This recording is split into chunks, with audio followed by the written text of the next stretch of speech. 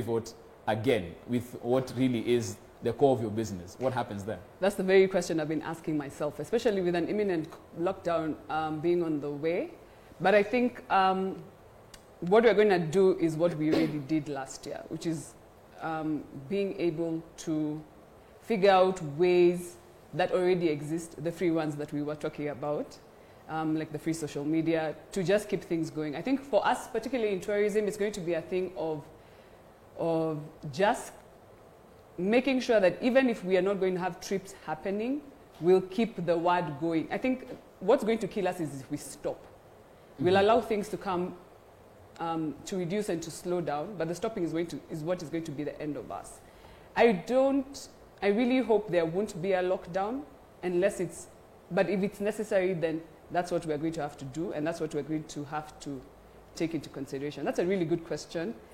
I don't know what we will do. I think it's easier for companies and for businesses that are in goods and services, particularly because they still have avenues where they can push their products, and especially now if we're having this online platform program being introduced, they have their support systems. For us who are in the service industry, that's the question of the day. Right. Okay, let's move this particular conversation forward with the interventions that are here. And now let's talk about the e-commerce booster program as well. And Ataria, there's an interesting question, even as you unpack how SMEs can get into this particular program. Malik Discomfort, just going straight for the jugular, how much does it cost for an SME to be part of this? It's totally free. Yes. Oh. It's free, and that's where we are so grateful to our donors. So this program is funded by the European Union and UK Aid through their Foreign, Commonwealth and Development Office. So they're covering a lot of the costs that are required in training the SMEs. And also we've come into an agreement with a lot of the marketplaces to look at how, because it's a win-win for both sides. Yeah? With the marketplaces, it's them getting customers, and the SMEs is for them getting a market. So with us being in the middle to kind of facilitate and catalyze this network, then we are able to offer this as a free program to SMEs at the moment. Okay, yeah. And I think let's unpack that particular value for Malik as well, because even as he asks about how much it costs, when they walk into this particular training, or this particular program, what exactly is happening there? Interlinkage with the market, let's talk about that as well. How does it work for him to get more business done via this platform? So we are trying to ensure that we are offering a holistic program that has a capacity building component first, where, as Abigail mentioned, SMEs will need the technical skills to actually not only just get onboarded onto our platform, but also to sustain that digital trade. And then the second part of that is now the direct linkages with a marketplace. So for example, Jumia or any other platform that is within the program, they are then able to onboard onto that network that already has a wide reach. Then the other thing that we bring to this is that together with KEPSA, we are training about 20 e-commerce experts that even without the trademark program, there is a system that is left behind to offer after-service support to different SMEs and also provide an opportunity for the young generation to actually get employment. Then lastly, looking at e-commerce as an ecosystem. So it's not enough to just onboard an SME. It's important to ensure that the whole system works. So looking at the logistics, looking at mobile payments to ensure that those are effective and efficient enough to sustain those businesses. Okay. Yeah. Let's talk about one issue that has always pervaded, e-commerce, and that's an issue of trust, especially in the African market. Because first of all, if I pay Abigail, you'll even get this delivered to my door, then that would happen. But now, even if they do, is it what I saw online? It was a very nice cup, then what's brought to my house is something totally different. How are we dealing with the trust component for the companies going through this particular program? It has been a big issue. First, awareness and just trust to believe that this has happened. But I think Kenyans have now adjusted. It's happening more often. Social media is helping in highlighting the rogue online sellers, if I can call them that. Right. The marketplaces are putting in place structures and systems to be able to track. It's more open now, for example. So take, for example, Airbnb. There's those policies that they put in place. You have to upload your ID, for example, and those are some of the advantages with trading with an established marketplace, because then they offer that infrastructure that you're guaranteed. There's some level of guarantee that it's given that if you get the wrong thing, then your refund or your return is be able to be processed. And remember, marketplaces operate in the way that they don't sell their own product, so they sell Anataria's product, for example. So some of these marketplaces are put in systems that if Anataria says she sells a black cup and puts it on my marketplace, but what is delivered to the customer is a different thing, then she is penalized for it, and she does not continue operating on the marketplace. Okay. So there are some systems and structures that are being put in place, but also that's why most people prefer cash on delivery, so that when you come to my door and I see what you have brought is not what I want, then I choose not to pay for it. Okay. So that's why cash on delivery is also popular in Kenya. Okay. Yeah. And as Anataria, as Abigail has spoken about the fact that even as entrepreneurs think about where they go, they need to think global. Yes. Is this program giving them that? As an entrepreneur here, now I can get my goods to Bujumbura and Kigali. How does that work in that particular regard? So we are also open to partnering with marketplaces that operate across the border. But in addition to the e-commerce booster program, we have another one that is working across the borders, but around the whole ecosystem.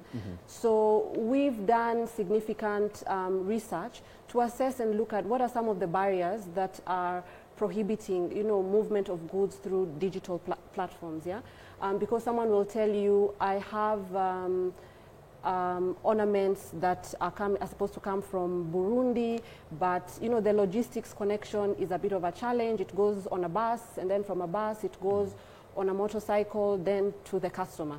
So we are trying to ensure that we work together with both the private sector and the public to develop an ecosystem that is end-to-end.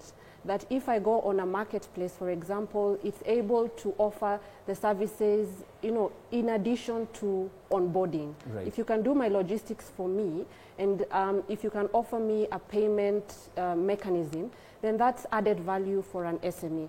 So earlier you asked about, trading through social media and all that, and you can see a lot of the social media platforms also pivoting towards offering a more holistic service than just a platform in itself. Okay. Yeah. Winnie, I'm back to you on this one because right before the break, you'd spoken about how this is a good initiative, but probably a year too late on this. Let's talk about 2021. At this point in time, as an SME, what's your biggest pain point, not only for you as Wavu Tours and Travel, but the SME community that you also interact with? What's the assistance that's needed right now and not a year later?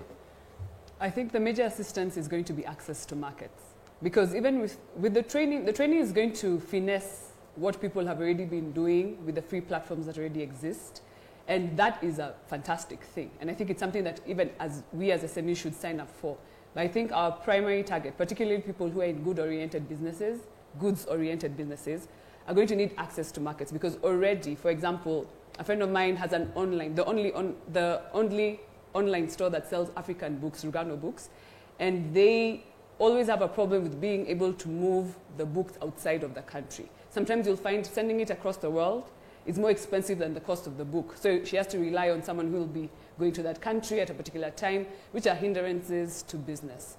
I think its access to markets should be something that they should be thinking about as the next step, because everybody will catch up with the technical know-how on how to use online platforms. That's going to happen in a matter of weeks. Everyone now has already been primed by COVID-19 in terms of having to change and pivot towards using e-commerce. So now the next thing that we truly do need is access to markets, especially as SMEs, because bigger companies obviously have a lot more weight to throw around in the game. So us, the little dogs, are the ones who are going to need a lot of help with access to markets. And we shall make sure those little dogs get a bigger buck as far as that's concerned. Abigail, let me come to you on this one as well. Talking about just taking them through this particular training, what have you realized is the biggest challenge for them even when they get into the program? Is it understanding how to integrate the payment method? Is it what exactly is the biggest challenge you usually have as you're going through the program? Let me weigh in on Winnie. I feel like Winnie is one of the few or many. You'd be surprised that the people who actually are tech savvy and know exactly what to do are not as many.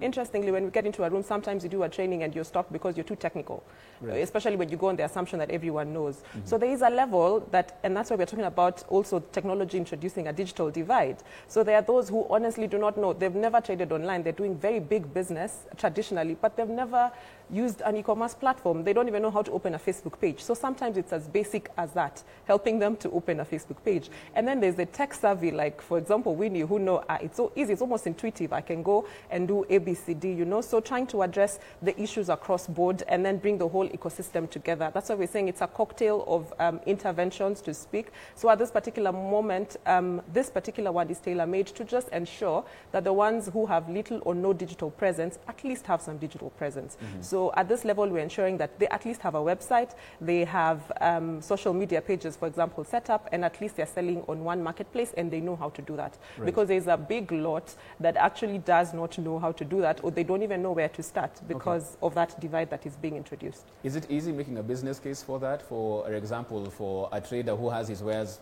let's say Nairobi's Marikiti market, and you're trying to tell him to go on Facebook and he or she can't understand, but why? I'm doing all of this here. By 6 a.m. I have moved, quite a consignment of product right across the country. Why should I go into Facebook or this Twitter that you're calling? What do you tell them in that particular scenario when you get that pushback? So COVID has helped. So we don't necessarily have to push too much because just like what I was saying, it's now the new normal. Also, if we shift from we are waiting for the pandemic to end, we are waiting for, the world has shifted. I feel like there's almost no reverse gear. It's a new way of doing things, and the sooner we accept that this is how it is, people now work from home. Offices are going to scale down because it's a new way. We have discovered that, we can save costs. You can actually have half the office at home. It means we save on half the space, for example, and it's working, okay? Companies have realized that we don't have to pay too much airfare all the time, people crisscrossing. It actually works because we can have video conferencing. So it's to also encourage people to reinvent, and I think COVID has also introduced new innovations. People have rethought around what's the new product that I can come up with. Is domestic tourism, for example, the thing to look at now? What new products can we introduce in the market, you know? So just to encourage people to also just reinvent, innovate around COVID, because this is our situation now. And there's no guarantee that another different strain of COVID will not come or another lockdown will not happen. It's just to acknowledge that there's a different way to do business that works and to adopt that. Okay. Yeah. At the _ Joshua also tweeting in on this. How do I get part of this? I think, Anataria, that is yours. How do they join this program? Okay, so information on the program can be found on the KEPSA website. We will also be officially launching it on Thursday from 10 a.m. It will be a virtual event. So you can go through the KEPSA and the Trademark East Africa Twitter accounts to get additional information on that.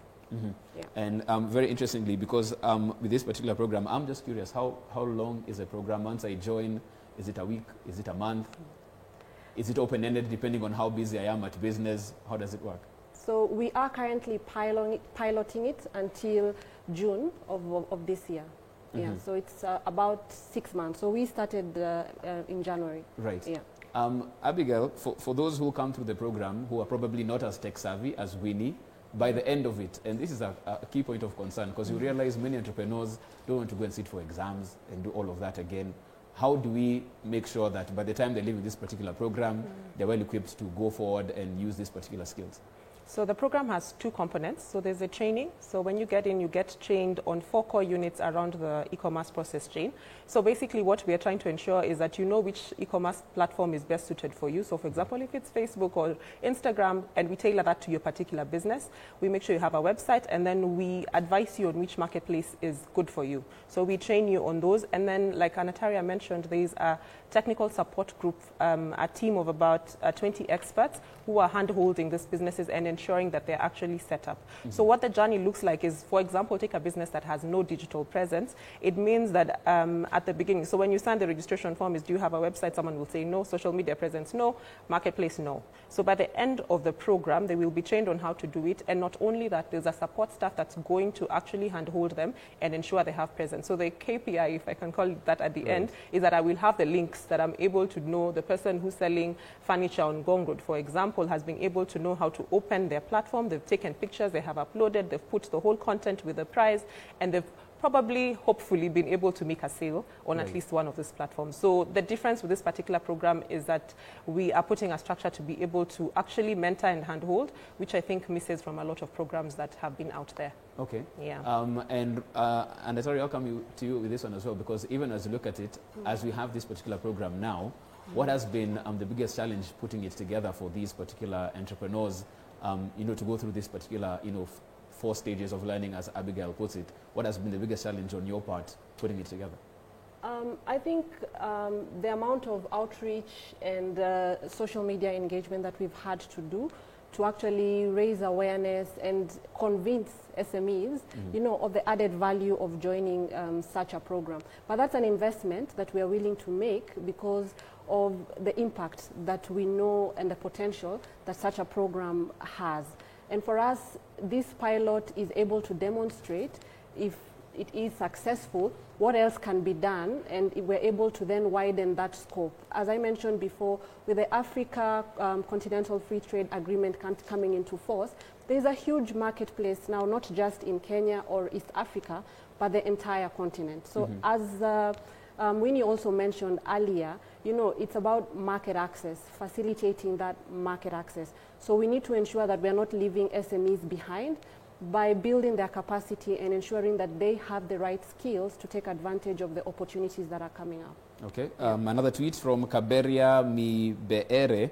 I'm watching the show from Eldoret. How do I get into this particular training? I think what they're wondering, is it Nairobi-centric, or no, if you're in another county, how do you get to be part of the program? Yeah, because it's digital, then it's very easy for us to reach across the country.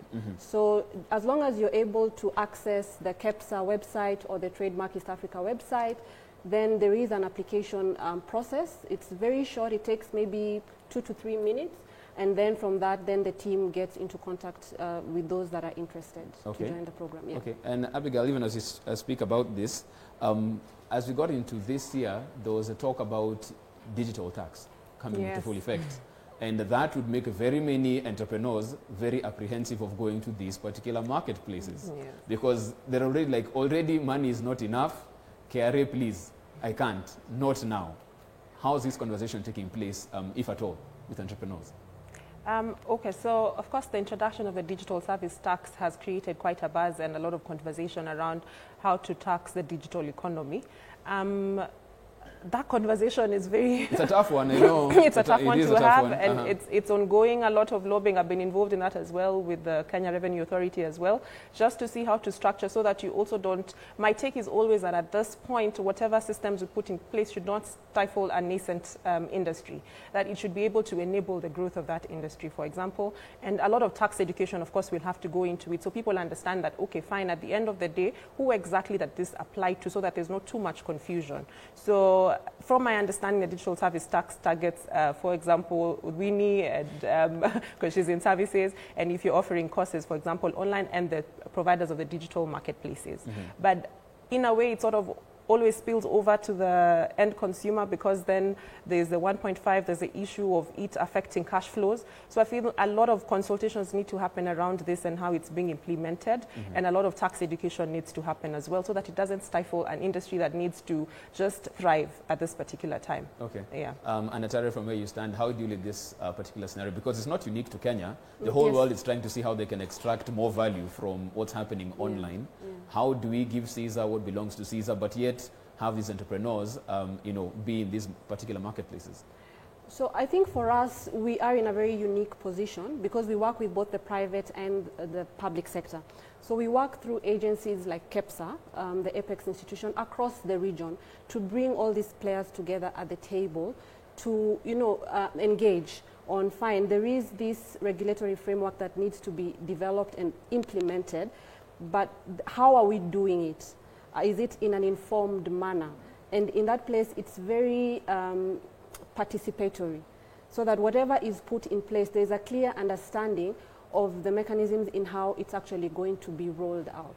So that's something that we are looking to facilitate, not just in Kenya, but across the region, so that we ensure that there's a conducive regulatory environment, whether it is tax, whether it is standards and compliance, so things like KEBS, what KEBS does, that, there is a framework that is not, as Abigail saying, creating more of a barrier to entry than, facilitating trade. Okay, yeah. let's Winnie, I'll have you on this one as well. When it comes to that particular issue, because very many entrepreneurs, very many of them young as well, were up in arms when they heard that I'm on Facebook, I had to grow this particular following to this particular level with no assistance from the government, and now you want a percentage of my money from there. Yeah. What was your take on this particular digital service tax, and how do you think we can have a win-win, so to speak, as they implement it? My personal opinion is that I am against it, because I also feel like digital is such a young industry for us. Like, we've only just achieved mobile penetration according to the Millennium Development Goals, and we're just finding our feet. We're just learning how to use it. Like she so pointed out, like Abigail so aptly pointed out, a lot of people don't even know how to navigate this space yet. I think the best case scenario would be for the government to give the digital space some time to grow, to evolve, to be able to even become a cow and not a calf, so that they could milk the cow and get some money out of it. This is something that is going to make a lot of people who are trying to set out want to avoid this space, because then it will be a counter argument of, okay, why would I take it digitally when I can still do my business off the internet? And a lot more businesses are running that way than are running online, on online platforms. So personally, I would advise that it's something that can be implemented later. But if the government is still going to go ahead and implement the digital tax, then this is something that needs to have the inclusion and the voices of business people, of SMEs, of big business coming in, and having their views heard and being weighed, so that then now we can achieve a win-win situation, as you're so pointing out. Okay, coming to the tail end of this particular conversation, 2 minutes to go before you wind it up. Abigail, there's a question from Newton Agwenge, and I think this is a very personal tweet, by the way. He's saying, my business is already online, I'm on Facebook, Twitter, and we've constructed our website. Can I still be in this particular program? So I think after you mentioned the KPIs, so to speak, and he, I think, ticked all the boxes. At a business at that level, can they still join this particular program? And if so, what are they getting out of it? So yes, he can still join. So what we are doing is we are assessing all the businesses that are coming in on a very personal level. So what will happen for them, the kind of support that we will give, for example, will be a digital audit to establish, are they optimizing their online presence? So we could always do with a help or two, with someone to just examine your online platform, help you tweak a few things here and there. So there's a digital audit that will be done and be able to give you a report that says, okay, I think these are the gaps and these are the areas that you can improve on. Also, there's a chance for him to open up and say, okay, for me, particular area that I need help in, for example, right now, is moving my goods, for example, cross-border. Then what we are doing is we will refer them to the linkages component of the program, where we're providing linkages for different marketplaces and the different needs for the different SMEs. Okay. Yes. Okay, fantastic stuff. We have a minute to go before we wind this up. Winnie, I want to start with you on this one, because you have a panel that can take your grievances to KEPSA, they can take it to the Ministry of Finance. What's your parting shot this morning as an entrepreneur navigating 2021? That would be, we appreciate the effort that is being made in terms of bringing us up to speed with e-commerce. Mine is just that since they are the people with the vision, it's time for them to see where what they're doing now is going to take us. We don't want it to be a situation of moving from a 4-lane to then a 2-lane, where you have everyone caught up with the technical skills of being able to operate in e-commerce, but not having avenues where we can take our business, not having avenues where we can pay fair taxes, now that we're talking about the digital tax. I think that this is a step in the right direction for sure. We are going to catch up eventually. They need to be thinking about the point after eventually, like, where are we going after this, after the know-how, after we understand. That's where we need their help and their support. Okay. Because the systems that are in place already, they are now making them more available to everybody, and they are making them finer and better. But we need to be at the next step of, when we know how to do it, where then can we take our goods and take our services from there to the global village. Okay, thanks, Winnie. Thank you. Abigail and Natara, we have 30 seconds each. Abigail, I'll start with you. What's your parting shot this morning? My parting shot is just to encourage the SMEs to take advantage of the KEPSA e-commerce booster program. It's a good place to start, and to acknowledge the effort of Trademark East Africa and the funders and everybody who's coming together to just try and make it work. No one knows in this space. We are all trying. So it's important to also acknowledge the efforts that are going into this, to thank them as well for coming on board to help the SMEs, encourage the SMEs to sign up, and encourage everyone else to just get into the space. Just like Winnie says, it's a global village now. The sooner you get on the bus, the better for you. Okay, and Natara, your parting shot. So for me, it's free, it's open, it's up to you. Yeah? Okay. Innovate. The opportunities are out there. So go ahead, look us up, and looking forward to supporting as many SMEs as possible. Okay, thank you so much for that. Anataria Uamaria, Director, Export Capability, Trademark East Africa. Thank you so much for your time this morning. Abigail Bundi, Amari Consulting, thank you so much for your time as well. Winnie Muthoga as well, Wavu Tours and Travel, thank you so much for coming and speaking from the heart. Lots of passion as far as your business and entrepreneurship was concerned. Yeah. That's where we draw the curtains as far as the news of the review on KT24 this morning is concerned. We take a short break. We're back on the other side as we get interactive. Don't go too far.